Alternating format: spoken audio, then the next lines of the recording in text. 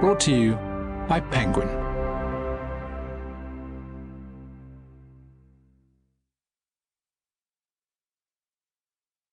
April Lady by Georgette Heyer. Read by Tanya Reynolds. Chapter 1. There was silence in the bookroom. Not the silence of intimacy, but a silence fraught with tension. My lady's blue eyes, staring across the desk into my lord's cool grey ones, dropped to the pile of bills under his hand. Her fair head was hung, and her nervous hands clasped one another tightly. In spite of a modish and very expensive morning dress of twilled French silk, and the smart crop achieved for her golden curls by the most fashionable coiffeur in London, she looked absurdly youthful, like a schoolgirl caught out in mischief. She was, in fact, not yet 19 years old, and she had been married for nearly a year to the gentleman standing on the other side of the desk and so steadily regarding her. Well? She swallowed rather convulsively. The Earl had spoken quite gently, but her ears were quick to catch the note of implacability in his voice. She stole a scared look up at him and dropped her eyes again, colouring. He was not frowning, but there was no doubt that he meant to obtain an answer to the quite unanswerable question he had put to his erring bride.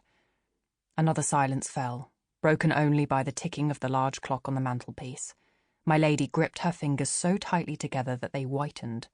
"I asked you, Nell, why all these tradesmen," the Earl lifted the bills and let them fall again, "have found it necessary to apply to me for the settlement of their accounts?" "I am very sorry," faltered the Countess. "But that doesn't answer my question," he said dryly. Well, I expect it was because I forgot to pay them myself."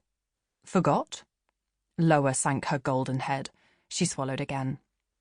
"Under the hatches yet again, Nell?" She nodded guiltily, her colour deepening. His expression was inscrutable, and for a moment he said nothing. His gaze seemed to consider her, but what thoughts were running in his head it would have been impossible to have guessed. "I appear to make you a very inadequate allowance," he observed. The knowledge that the allowance he made her was a very handsome one caused her to cast an imploring glance up at him and to stammer, "Oh, no, no." "Then why are you in debt?" "I have bought things which perhaps I should not," she said desperately. This gown, for instance. Indeed, I am sorry. I won't do so any more." "May I see your paid bills?"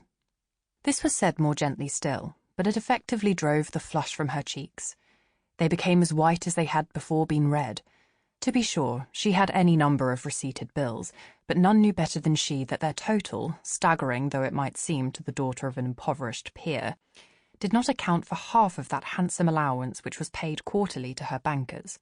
At any moment now my lord would ask the question she dreaded, and dared not answer truthfully. It came.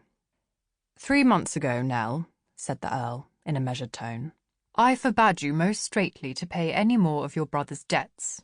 You gave me your word that you would not. Have you done so?" She shook her head.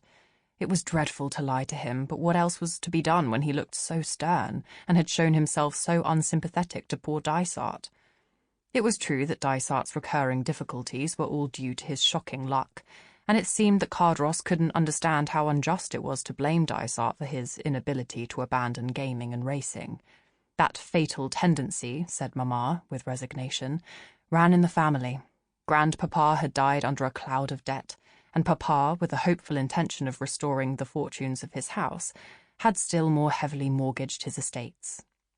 That was why Papa had been so overjoyed when Cardross had offered for her hand, for Cardross was as well born as he was wealthy, and Papa had previously been obliged to face the horrid necessity of giving his eldest daughter to the highest bidder, even, dreadful thought, if this should prove to be a rich merchant with social aspirations.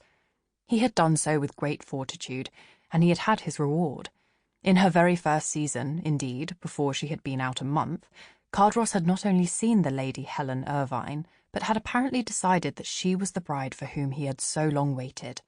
Such a piece of good fortune had never even occurred to Lord Pevensey. It was certainly to be supposed that Cardross, past 30, and with no nearer relation than a cousin to succeed him, must be contemplating marriage in the not-too-distant future, but such was his consequence that he might have had the pick of all the damsels faithfully presented by... Sample complete. Ready to continue?